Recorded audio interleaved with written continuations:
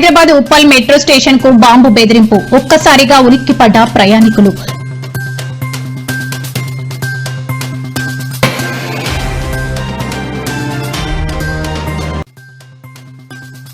తంగళ్లపల్లిలో వీధి కుక్కల స్వైర విహారం, అధికారుల నిర్లక్ష్యానికి బాలుడు బలి. తేజస్వి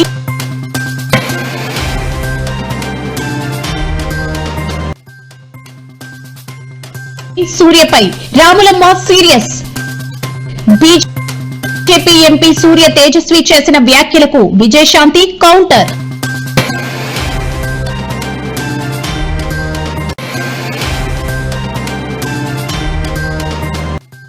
డీలిమిటేషన్ తో అన్యాయం జరిగితే ఊరుకోం, లోక్సభలో మిథున్ రెడ్డి.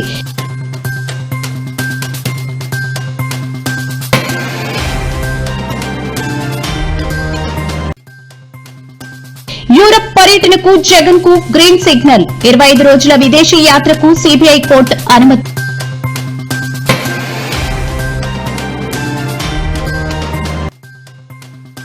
ఢిల్లీలో రేవంత్ రెడ్డితో టీడీపీ మహిళా నేతల భేటీ, రాజకీయ వర్గాల్లో ఆసక్తి.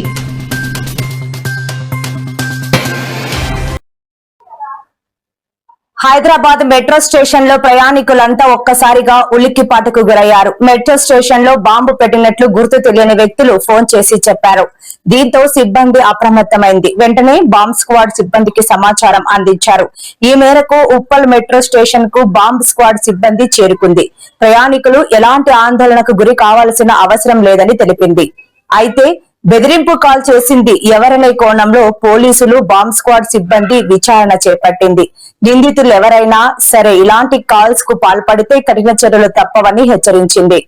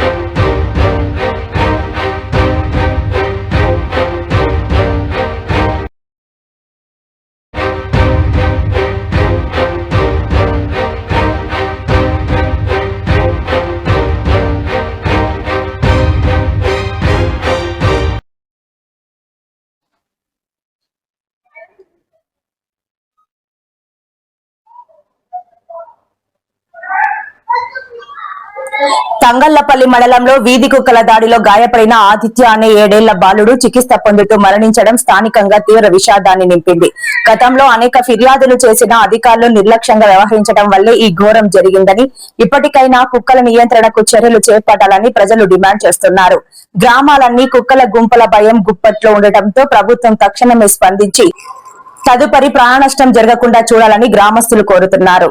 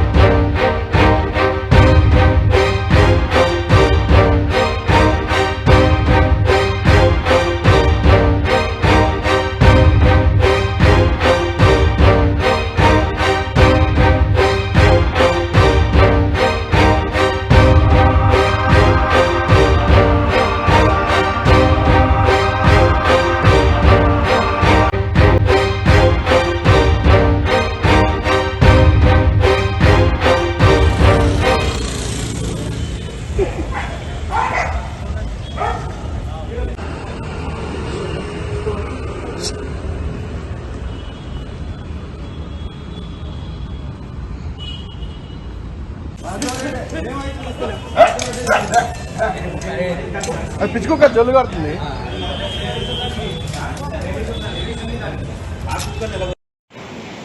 చూసుకుంటే సరిపోదు. మర్చిపోకండి. బీజేపీ ఎంపీ సూర్య తేజస్వి చేసిన వ్యాఖ్యలకు విజయశాంతి కౌంటర్ ఇచ్చారు. పాకిస్తాన్ విభజన కన్నా ఘోరంగా తెలంగాణ రాష్ట్ర విభజన జరిగిందని, తేజస్వి చేసిన వ్యాఖ్యలు ఉద్యమకారుల పోరాటాలను, ప్రాణ త్యాగాలను కించపరిచే విధంగా ఉన్నాయని ఆగ్రహించారు. పార్లమెంటు సీట్ల పెంపుదల విషయంలో తెలంగాణకు అన్యాయం జరుగుతుందేమోనన్న అనుమానాలు వ్యక్తమవుతున్న తరుణంలో ఈ బాధ్యతారహిత కామెంట్స్ పుండు మీద కారం చెల్లే విధంగా ఉన్నాయని సీరియస్ అయ్యారు. కాన్స్టిట్యూషన్ ఉంటుంది. Article 105 of the constitution. ఆ కాన్స్టిట్యూషన్ ప్రకారం లెజిస్లేటివ్ అసెంబ్లీలలో కానీ పార్లమెంట్ లోపల కానీ హౌస్ లో కానీ మాట్లాడిన విషయాలు అది ఈ పోలీసుల పరంగా కానీ ఆచరించుకుని వీలుండదు. సో అదన్నమాట. సో అందులో మేము చేయడానికి ఏం లేదు. బట్ స్టిల్ మేము ఆల్రెడీ లీగల్ ఒపీనియన్ పంపించాం. Thank you.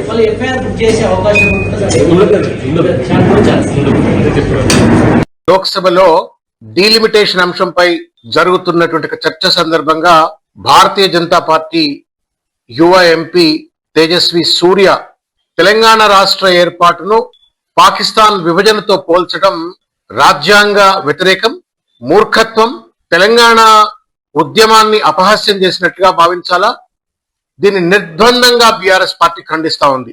భారతీయ జనతా పార్టీకి ఏమాత్రమైనా రాజ్యాంగం పైన, ప్రజాస్వామ్య స్ఫూర్తి పైన, తెలంగాణ ఉద్యమం పైన ఒకవేళ గనుక గౌరవం ఉన్నట్టయితే వెంటనే తేజస్వి సూర్యను పార్లమెంట్ నుండి సస్పెండ్ చేయాలి. And BJP should make sure that Tejasvi Surya tenders an unconditional apology to the people of Telangana and also to the parliament. Telangana రాష్ట్ర ఏర్పాటు ఒక రాజ్యాంగబద్ధమైనటువంటి ఒక ప్రజాస్వామ్య ప్రక్రియ. భారత పార్లమెంటు ఆర్టికల్ 3 ద్వారా ఏర్పరచబడ్డటువంటి ఒక తెలంగాణ రాష్ట్రాన్ని ఇండియా పాకిస్తాన్ విభజనతో పోల్చడం, బ్రిటిష్ వాళ్ళు దేశ విభజన జరిపినట్టుగా భారత పార్లమెంట్ జరిపింది అని చెప్పి బ్రిటిష్ వాళ్లతో భారత పార్లమెంటును, భారత ప్రభుత్వాన్ని పోల్చడం అనేటువంటిది ఇది ముమ్మాటికి నేరం. రాజ్యాంగాన్ని అపహాస్యం చేసినట్టే, పార్లమెంట్ ను అపహాస్యం చేసినట్టే. And that to being a learned MP, ruling పార్టీకి చెందినట్టుగా ఎంపీ ఈ రకంగా పార్లమెంట్ ను, రాజ్యాంగాన్ని అపహాస్యం చేసే రీతిలో మాట్లాడటం, తులనాడటం, బ్రిటిష్ వాళ్ళతో పోల్చడం అనేటువంటిది క్షమించరాని నేరం. ఆయనను వెంటనే పార్లమెంట్ నుండి సస్పెండ్ చేయించాలా, ఆయనతో అన్కండిషనల్ అపాలజీ చెప్పాలా, ఆయన పైన తగు బిఎన్ఎస్ఎస్ ప్రకారంగా శిక్ష పడే విధంగా తగిన కేసులు ఆయన పైన నమోదు చేయాలా అని చెప్పని మేము కేంద్ర ప్రభుత్వాన్ని కోరుతా ఉన్నాం. స్పీకర్ గారిని కోరుతా ఉన్నాను. ఎంత ధైర్యం భారతీయ జనతా పార్టీకి!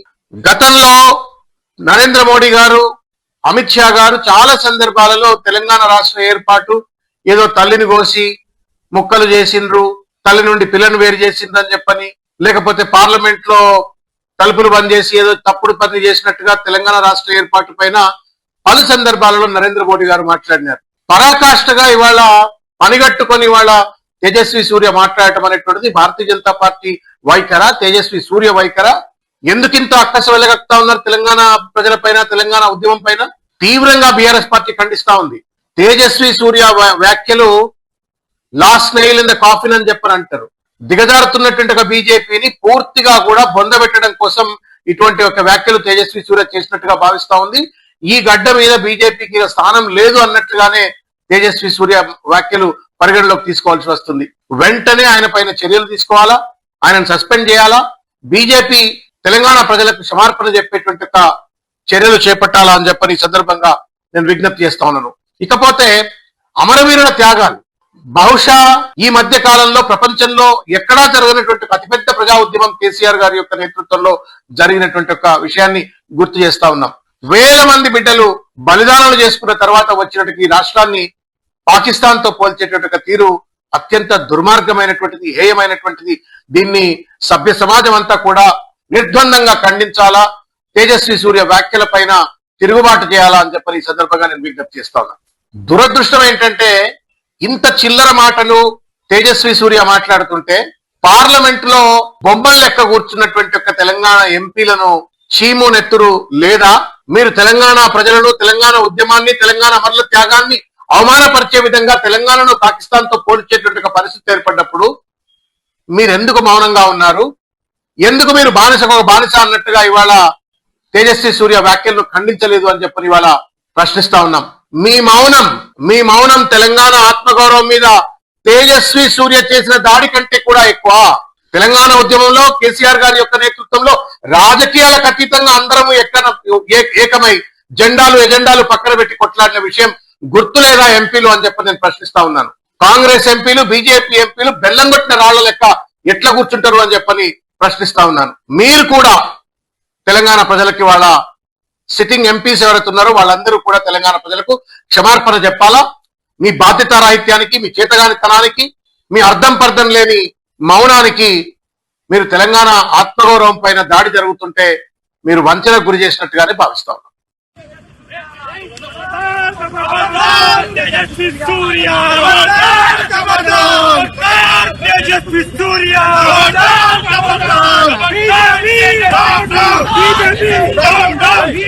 ప్రధానమంత్రి ఉన్నప్పుడు ఈ దేశంలో 3 రాష్ట్రాలు నిర్మాణం కొత్తగా అయినాయి. ఒకటి ఉత్తరాఖండ్, రెండోది ఛత్తీస్గఢ్, మూడోది జార్ఖండ్. ఈ 3 రాష్ట్రాల నిర్మాణం కూడా ఒక్క రక్తం చుక్క, ఒక అల్లరి గానీ గొడవ గానీ లేకుండా సాఫీగా అందరి యొక్క సహమతితో, అందరి యొక్క సహకారంతో 3 రాష్ట్రాలు నిర్మాణం చేశారు. కాంగ్రెస్ పార్టీ ఆ రోజు ఉమ్మడి రాష్ట్రాన్ని పరిపాలించే సమయంలో, తెలంగాణ కోసము మనం పోరాడుతున్న సమయంలో, పోరాడుతున్నటువంటి ఒక నేపథ్యంలో కాంగ్రెస్ పార్టీ ఆలస్యంగా చేసి అనేక మంది యువకులు ఆత్మహత్యకు గురయ్యారు, ఆత్మ ఆహుతులు ఇచ్చుకున్నారు. గతంలో కూడా కాంగ్రెస్ పార్టీ వలన తెలంగాణ పోరాటంలో వేలాది మంది విద్యార్థులు, యువకులు వాళ్ళ ప్రాణ త్యాగాలు చేశారు, పోలీస్ తూటాలకు చనిపోయారు. అటల్ బిహారీ వాజ్పేయి గారు 3 రాష్ట్రాలు ఎక్కడ కూడా ఏ గొడవ లేకుండా కూడా సాఫీగా ఇచ్చినటువంటి నేపథ్యంలో తెలంగాణ ఒక నిర్మాణం ఏ విధంగా, ఎన్ని త్యాగాలతో, ఎంత రక్తపాతంతో, యువకుల ఒక ఆహుతితో వచ్చినటువంటి తెలంగాణని కాంగ్రెస్ పార్టీ మిందేసిన అంటున్నారు. కానీ ఎంతమంది యువకులు చనిపోయారు ఆలస్యం చేసినందుకు. ఒకవైపు చిదంబరం అనౌన్స్ చేసిన తర్వాత మళ్ళీ దానికి యూటర్న్ తీసుకున్న తర్వాత కాంగ్రెస్ పార్టీ అప్పుడు కూడా అనేక మంది చనిపోవడం జరిగింది. మరి ఈ నేపథ్యంలో మా ఒక ఎంపీ పాకిస్తాన్, అదేవిధంగా భారతదేశం విడిపోయినప్పుడు ఎంతమంది అయితే ఆ రోజు చనిపోవడం జరిగిందో దాని మీద కంపారిజన్ పెట్టుకుంటే దానికి అర్థం లేకుండా బీఆర్ఎస్ పార్టీ దాని మీద పెద్ద ఇష్యూ చేస్తూ ఉంది. ఈ నేపథ్యంలో మాట్లాడారు. ఇది ఆలోచించాల్సిన అవసరం ఉంది. వాళ్ళు ఏదో మాట్లాడగానే పట్టుకొని దానికి కోతికి కొబ్బరి దొరికినట్టు ఏదో మాట్లాడుతూ పోతున్నారు. తెలంగాణలో మేము తెలంగాణ ఉద్యమంలో భారతీయ జనతా పార్టీ కూడా జేఏసీలో భాగం. భారతీయ జనతా పార్టీ లేకుంటే తెలంగాణ వచ్చేదా? సుష్మా స్వరాజ్ గారు, ఆ రోజు రాజ్నాథ్ సింగ్ గారు పార్లమెంట్ లో, లోక్సభలో ఉన్న ఎంపీలు 2 లేరు. మీరు అక్కడ పార్టీ నాయకుడు లేడు, ఇప్పుడు నాయకురాలు అక్కడ వెళ్ళిపోయింది కాంగ్రెస్, ఆమె లేరు, ఇద్దరు ఇప్పుడుదే పార్లమెంట్ లేరు. అప్పుడు ఉన్నప్పుడు కూడా రాలే, అటెండ్ కాలేదు. కాబట్టి మీరు భారతీయ జనతా పార్టీ నాయకులు మాట్లాడిన దాని పెద్ద భూతదం పెట్టుకుని చూసి మా మీద తప్పుడు ప్రచారం చేసిన ఆపండి. వారు ఏదైతే నేపథ్యం చెప్పారో దాని మీద మనం మాట్లాడాలి. కానీ ఇవన్నీ కూడా దాన్ని పట్టుకుని ఇట్లా మాట్లాడిన అట్లా మాట్లాడిన అనేది చాలా తప్పు. పాకిస్తాన్ తో పోల్చలేదు. పాకిస్తాన్ లో ఎప్పుడైతే భారతదేశము పాకిస్తాన్ మధ్యన జరిగిన విభజనలో ఎంతో మంది చనిపోయారు, ప్రాణత్యాగాలు చేశారు. అటువంటి రీతిలో తెలంగాణ కూడా నిర్మాణం అయింది. ఇక్కడ కూడా ప్రాణత్యాగాలు చేశారు. అది కాంగ్రెస్ పార్టీ చేసింది. మేము ఒక్క ప్రాణం నష్టం పోకుండా 3 రాష్ట్రాలు ఏర్పాటు చేసినాము. అది నేపథ్యము. మనము సందర్భం చూడాలి, వారు మాట్లాడేటువంటి ఆలోచన చూడాలి. అంతేగాని దాంట్లో భూతద్దం పెట్టుకొని ఎక్కడ తప్పు. This is the between the line.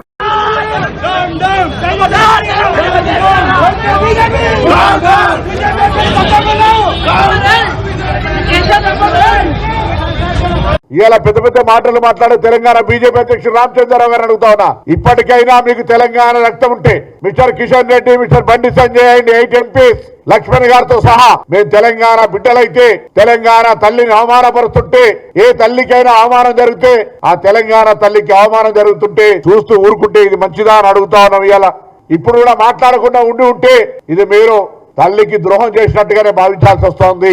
ఆనాడు శాసనసభ్యత్వానికి రాజీనామా చేయకుండా పరారైన వ్యక్తి ఇవాళ తెలంగాణకు సంబంధించి ప్రాతినిధ్యం వహిస్తున్నప్పటికీ మంత్రిగా తెలంగాణ ఏర్పాటును ప్రధానమంత్రి మాట్లాడినప్పుడు అంటే భయం ఉండే కావచ్చు, మంత్రిగా తీసేస్తారని మాట్లాడలేదు అనుకున్నాం. కానీ అమిత్ షా మాట్లాడిన ఇవాళ తెలుగుదేశం పార్టీ ఎంపీ తెలంగాణ ప్రజలను రెచ్చగొట్టే విధంగా ఏదో శాసనసభ తీర్మానం గురించి మాట్లాడుతూ రకరకాలుగా రాజ్యాంగంలో ఆర్టికల్ 3 డాక్టర్ బాబాసాహెబ్ అంబేద్కర్ రచించినటువంటి ఆర్టికల్ గురించి తెలియక అటువంటి అజ్ఞానులు ధనబలంతో మందబలంతో పార్లమెంట్కి వస్తే కనీసం ఆ పార్టీ బుద్ధి నేర్పాలి.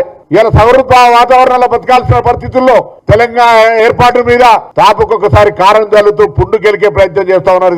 ఇది ప్రజాస్వామ్యానికి మంచిది కాదు. అసలు దేశ ప్రజాస్వామ్యంలో రాష్ట్రాల కూటమిగా ఏర్పడ్డ ఈ దేశంలో ప్రజాస్వామిక ఫెడరల్ సిస్టమ్ లో తెలంగాణ విభజనను అవహేళన చేస్తుంటే తెలంగాణ ఏర్పాటుకు సంబంధించినటువంటి ప్రక్రియ ఆ వేదిక లోక్సభ అయితే అక్కడనే దానికి తెలంగాణ ఏర్పాటుకు అవమానం జరుగుతుంటే ఎందుకు ప్రేక్షకులుగా ఉంటా ఉన్నది వ్యవస్థ.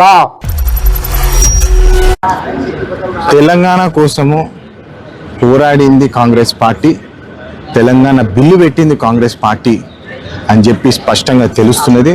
దీంట్లో బీజేపీ సహకారం ఇంత కూడా లేదని చెప్పి బీజేపీ పార్టీ నాయకులే ఒప్పుకుంటున్నారు. కిషన్ రెడ్డి గారితో సహా బండి సంజయ్ గారు ఇట్లాంటి తేజస్వి సూర్య అని చేసే చిల్లర వ్యాఖ్యలని సపోర్ట్ చేస్తూ కూర్చోవడము చాలా అవమానం తెలంగాణకి. మరి కేటీఆర్ కూడా దీంట్లో మైలేజ్ పొందాలని చెప్పి ట్విట్టర్ టిల్లు దూపుకుంటూ ఎగురుకుంటూ వచ్చేసి మేము కూడా ఉన్నాం ఈడ అని చెప్పి సంకల్ గుర్తుకోవడం కాదు. తెలంగాణ తెచ్చింది కాంగ్రెస్ పార్టీ, తెలంగాణ కోసం పోరాడింది కాంగ్రెస్ పార్టీ నాయకులు అని చెప్పి స్పష్టంగా తెలుస్తుంది. తెలంగాణ అభివృద్ధి కోసము మేమున్నాము, ఖచ్చితంగా తెలంగాణ కోసం మేము పనిచేస్తాము అని చెప్పి టాపిక్లు డైవర్ట్ చేయకుండా అభివృద్ధి బాటలో నడిచే కాంగ్రెస్ పార్టీ తెలంగాణలో ప్రజాపాలన ఏదైతే నడుస్తుందో దాన్ని డైవర్ట్ చేసి తాగుబోతులను తీసుకొచ్చి బుర్రలేని రాష్ట్ర సమితి తయారైంది బీఆర్ఎస్ పార్టీ అని చెప్పి స్పష్టంగా తెలుస్తున్నది. ఇట్లాంటి పనులు చేస్తే మేము ఊరుకోము, ట్విట్టర్ టిల్లు మళ్ళీ ఎగిరి కొడతామని చెప్పి మళ్ళీ తెలియజేస్తున్నాము. జై హింద్, జై Telangana. If you remember the way the Congress party, the UPA, divided the two undivided Andhra Pradesh into AP and Telangana, it was done the partition of AP and Telangana was done in a worse fashion than the British did the partition of India and Pakistan. This is the kind of legacy they have, Adhyaksha. మన Bengaluru parliament సభ్యులైనటువంటి Tejaswi సూర్య గారు వారు మాట్లాడింది తెలంగాణ ప్రజలను కానీ తెలంగాణ ఉద్యమాన్ని కానీ మరి చిన్నబుచ్చే విధంగానో అవమానం చేసే విధంగానో వారు మాట్లాడలేదు. ఆ రకంగా మాట్లాడితే అది ఉపసంహరించుకుంటాం. ఆర్టికల్ 105 కాన్స్టిట్యూషన్ ఉంటుంది. ఆర్టికల్ 105 ఆఫ్ ద కాన్స్టిట్యూషన్, ఆ కాన్స్టిట్యూషన్ ప్రకారం లెజిస్లేటివ్ అసెంబ్లీలలో కానీ పార్లమెంట్ లోపల కానీ హౌస్ లో కానీ మాట్లాడిన విషయాలు అది ఈ పోలీసుల పరంగా కానీ అత్తడి తీసుకొని వీలుండదు. సో అదన్నమాట. సో అది మేము చేయడానికి ఏం లేదు. బట్ స్టిల్ మేము ఆల్రెడీ లీగల్ ఒపీనియన్ పంపించాం. Thank you. పార్లమెంట్ సాక్షిగా వైసీపీ ఎంపీ పెద్దిరెడ్డి మిథున్ రెడ్డి కేంద్ర ప్రభుత్వానికి స్పష్టమైన హెచ్చరికలు జారీ చేశారు. గతంలో విభజన సమయంలో ఆంధ్రప్రదేశ్ కు ప్రత్యేక హోదా ఇస్తామని హామీ ఇచ్చి ఆ తర్వాత చట్టంలో లేదంటూ తప్పించుకుంటున్నారంటూ మండిపడ్డారు. ఇప్పుడు డిలిమిటేషన్ విషయంలో కూడా అదే తీరు పునరావృతమైతే సహించేది లేదని ఆయన తెగేసి చెప్పారు. Partition of the state, both the Congress and BJP promised us, the then Prime Minister himself promised us special category status for the state. It was an oral promise and it was not kept up. So we demand that it be, whatever commitment was given yesterday evening be incorporated in the bill. Yes. I will tell you a reason also. One of the amendment passed by Sri OICG carries the same content. If that amendment is accepted, the same thing whatever the Honorable Home Minister has promised in the floor of the House will be incorporated into the bill. So we demand that it be put, whatever promise was given may be part of the bill. And lot of members spoke about regional imbalances. So in a way we are addressing the regional imbalances of the country, but the regional imbalances of the states also should be taken into consideration. Each state has various regions and after the delimitation process, regional imbalances should not arise in every state. This is a very important aspect. Whatever yardstick you have taken for considering increase of seats in the country should be also applied for the state also. No regional imbalance should occur in the states also. And there is one more condition in the delimitation committee which says that 5 members, associate members will be picked up from the parliament and 5 from the state. Madam, we have a doubt. What if the state speaker does not give the opposition parties even 1 member? So fair representation should be there for all the parties, be it the ruling or the opposition. So we demand that this also be incorporated in the bill. So some comfort should be given regarding this. And overall, this delimitation process should be a national building process. It should not be such that it should not be a tool to crush the opposition. YCP అధినేత జగన్ మరోసారి విదేశీ పర్యటనకు సిద్ధమయ్యారు. తన కుటుంబ సభ్యులతో కలిసి యూకేతో పాటు యూరోప్ లోని పలు దేశాలను సందర్శించేందుకు అనుమతి కోరుతూ ఆయన దాఖలు చేసిన పిటిషన్ పై సిబిఐ ప్రత్యేక న్యాయస్థానం సానుకూలంగా స్పందించింది. ఈ నెల 20వ తేదీ నుంచి మే 15వ తేదీ వరకు అంటే మొత్తం 25 రోజుల పాటు విదేశాల్లో గడిపేందుకు కోర్టు ఆయనకు అనుమతి మంజూరు చేసింది. అక్రమాస్తుల కేసు విచారణలో ఉన్న నేపథ్యంలో విదేశీ ప్రయాణాలకు కోర్టు అనుమతి తప్పనిసరి కావడంతో జగన్ ఈ పిటిషన్ దాఖలు చేశారు.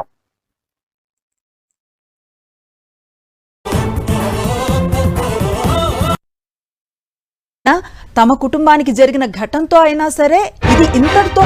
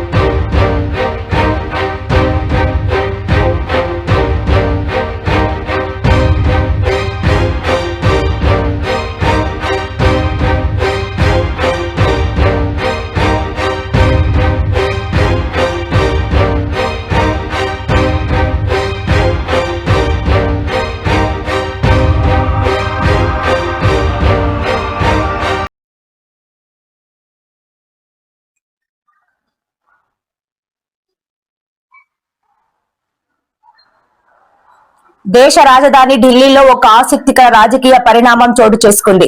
తెలంగాణ ముఖ్యమంత్రి రేవంత్ రెడ్డిని తెలుగుదేశం పార్టీకి చెందిన ఎమ్మెల్యే పరిటాల సునీత సహా పలువురు మహిళా ఎంపీలు ఎమ్మెల్యేలు మర్యాదపూర్వకంగా కలిశారు. ఈ భేటీకి సంబంధించిన ఫోటోలను పరిటాల సునీత తన సోషల్ మీడియా ఖాతాలో పోస్టు చేయడంతో అవి వైరల్ అయ్యాయి. ఈ భేటీకి సంబంధించిన ఫోటోలు సామాజిక మాధ్యమాల్లో విస్తృతంగా ప్రచారంలోకి వచ్చాయి.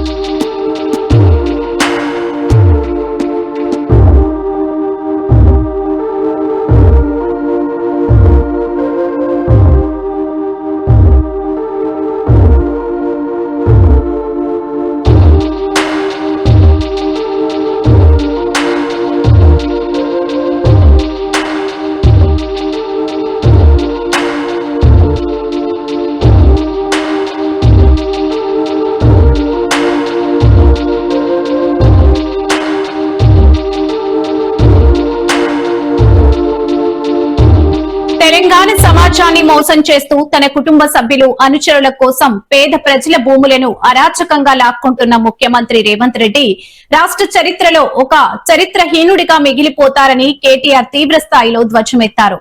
అధికారం ఎవరికీ శాశ్వతం కాదని అప్రజాస్వామికంగా వ్యవహరిస్తున్న కాంగ్రెస్ ప్రభుత్వానికి ప్రజలు త్వరలోనే బుద్ధి చెబుతారని ఆయన హెచ్చరించారు. క్యాతన్పల్లి మున్సిపల్ చైర్పర్సన్ గారిని కౌన్సిలర్లకు సన్మానం చేసినందుకు అది సభ్యంగా అయ్యేటట్టు చేయండి. ఎందుకంటే వాళ్ళు మామూలు కాదు, కోట్ల ప్రలోభాలు పెడితే కూడా లొంగలేదు, కోట్ల రూపాయలు ఇస్తామంటే లొంగలేదు. అట్లాంటి వాళ్ళకు ఒకసారి గట్టిగా చప్పట్లతో హృదయపూర్వకంగా అభినందనలు తెలియజేస్తూ మళ్ళొకసారి ఆలస్యంగా వచ్చినందుకు మన్నించాలని కోరుతూ తప్పకుండా మంచిర్యాలలో మళ్ళీ గులాబీ జెండా ఎగరాలని ఆకాంక్షిస్తూ పేరు పేరున అందరికీ నమస్కారం. జై తెలంగాణ. దయచేసి అందరు కూర్చోండి. మొన్న నేను మా సబితక్క విద్యార్థుల మీటింగ్కి పోయినాం తెలంగాణ భవన్లో. పోతే ఒక విద్యార్థి సోదరుడు మాట్లాడుతూ అన్నాడు, అన్నా చాలా మంది నాయకులు వస్తారు పోతారు, నిన్నటిదాకా ముఖ్యమంత్రిగా పనిచేసిన ఒక నాయకుడు ఆంధ్రప్రదేశ్లో ఇవాళ ఆయన కేబీఆర్ పార్క్ లో నడుస్తుంటే ఆయనను పలకరించినోడు కూడా లేడు అని చెప్తా ఉంటే సబితక్క చెప్పింది, ఆయననే ఎవడో ఉన్న పలకరిస్తాడో ఏమో కానీ రేవంత్ రెడ్డి పదవి కాలంకి దిగిపోయిన తర్వాత మాత్రం కూర్చున్న కుక్క కూడా లేవదు, ఆయనకి మాత్రం ఎవడు సల్యూట్ కొట్టేటోడు మాత్రం ఎవడు ఉండడు. ఇది వాస్తవం, ఇది వాస్తవం. ఇది అధికారంలో ఉన్నప్పుడు కొంత ఉంటది బిల్డప్, కానీ అధికారం పోయిన తర్వాత నువ్వు చేసిన అరాచకానికి ప్రజలు సమాధానం మామూలుగా చెప్పరు అనే మాట కూడా నేను విజ్ఞప్తి చేస్తా ఉన్నా. 3 నెలల్లో పిల్లలు పుట్టారంటున్న ముఖ్యమంత్రి గారు 30 నెలలు అవుతుంది. మరి ఇప్పుడు పిల్లలు పుట్టకపోతే నీకేం పేరు పెట్టాలి, నేనేమని పిలవాలని చెప్పి నేను అడుగుతా ఉన్నా. 30 నెలలు అయింది కదా, 30 నెలలకు కూడా మరి 6 గ్యారెంటీలు అమలు కాకపోతే నేను ఏమనాలి, ఏమనుకోవాలి? నేనేం అంటలేను, ఏమనుకోవాలని మిమ్మల్ని అడుగుతున్నా. నేను అంటలేను రా భయ్, అంటే ఏమైందో బాధ. ఈ మధ్యన నేను ఆయన తిరిగితే కూడా మా సుమన్కే నచ్చలేదు. నువ్వు తిట్టకన్నా మేము తిడతాం కదా అంటూ. అంటే ఏమైందంటే ఇలా రాష్ట్రంలో ఎంత గలీజ్ రాజకీయం అయిపోయిందంటే ముఖ్యమంత్రి లెక్క లేడు, మంత్రి లెక్క లేడు, ఎమ్మెల్యేలు లెక్క లేరు. ఇక్కడ ఇబ్రాహీంపట్నంలో గెలిచింది గులాబీ జెండా కాదు, ఇబ్రాహీంపట్నంలో గెలిచింది ప్రజాస్వామ్యం. దాన్ని నిలిపింది మా తమ్ముడు మంచిరెడ్డి ప్రశాంత్ రెడ్డి గారు, బంటి అనే మాట కూడా నేను విజ్ఞప్తి చేస్తా ఉన్నా. చిన్న విషయం కాదు. రేవంత్ రెడ్డి లాంటి దుర్మార్గులతో, రేవంత్ రెడ్డి లాంటి అరాచక శక్తులతో కొట్లాడాలంటే చాలా ధైర్యం ఉండాలి. కేసులు పెడతారు, బెదిరిస్తారు, అధికార యంత్రాంగం మొత్తం వినియోగిస్తారు. సామ దాన భేద దండోపాయాలు ఎన్నుంటే గన్ని పైసలు ఆశ చూపెడతారు. మీకు ఇది చేస్తామంటారు, అది చేస్తామంటారు. ఆఖరికి మంచిరెడ్డి కిషన్ రెడ్డి లాంటి నాయకుడి మీద కూడా కిడ్నాప్ కేసులు పెట్టించింది. అయినా సరే ఇన్ని తట్టుకొని దాదాపు 2 నెలల పాటు ఈ ప్రభుత్వం చేస్తున్న అరాచకాన్ని తట్టుకొని నిలిచిన మా కౌన్సిలర్లందరికీ నేను శిరస్సు. మహాత్మా జ్యోతిరావు పులే ఆశయాల స్ఫూర్తితో చట్టసభల్లో బీసీ మహిళలకు ఉప కోటా సాధించే వరకు విశ్రమించే ప్రసక్తే లేదని కల్వకుంట్ల కవిత స్పష్టం చేశారు. బంజరహిల్స్ లోని జాగృతి కార్యాలయంలో ఏర్పాటు చేసిన కార్యక్రమంలో పాల్గొన్న ఆమె మహిళా రిజర్వేషన్ బిల్లులో బీసీ మహిళలకు స్థానం కల్పించకపోవడంపై కేంద్ర ప్రభుత్వంపై విరుచుకుపడ్డారు. బట్ ఏమాత్రం అనుమానాలున్నా ఈ కమిటీల వివరాలన్నీ ఆన్లైన్లో ఉంటాయి కాబట్టి డైరెక్ట్గా ఫోన్ చేసి తెలుసుకోవచ్చు. జాగృతి బాధ్యులందరినీ కూడా ఒక 21 కమిటీలతోని మేము సభకు ఏర్పాట్లు చేసుకుంటామని సంతోషంగా తెలియజేస్తున్నాము. Thank you. జై తెలంగాణ. జై తెలంగాణ.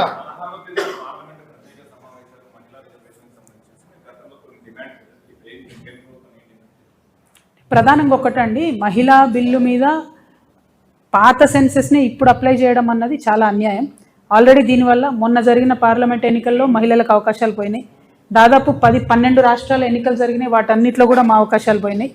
ఇప్పుడు ఈ అవకాశాలన్నీ పోగొట్టింది 2027 సెన్సెస్ వస్తే ఆ డీటెయిల్స్తో ఏదో లాభం జరుగుతుందని మేము అనుకున్నాం. ఇంకొక ఏడాది అయితే 2027 వస్తుంది. మరి ఆ సెన్సెస్ కోసం ఆగితే డెఫినెట్గా మహిళలకు ఇంకొన్ని సీట్లు ఎక్కువ పెరుగుతాయేమో అని ఒక ఆలోచన. రెండవది, ఈ సెన్సెస్లో కులగణన చేస్తామన్నారు కాబట్టి బీసీ బిడ్డలు ఎంతమంది ఉన్నారో లెక్క పెడతారు కాబట్టి బీసీ ఆడబిడ్డలకు రిజర్వేషన్ వస్తుందేమో అని మేమందరం కూడా ఆశపడ్డాం. కానీ ఆ 2027 సెన్సెస్ వరకు ఆగకపోవడం వెనుక భారతీయ జనతా పార్టీ మరొకసారి వాళ్ళు బీసీ వ్యతిరేకులు అని చెప్పి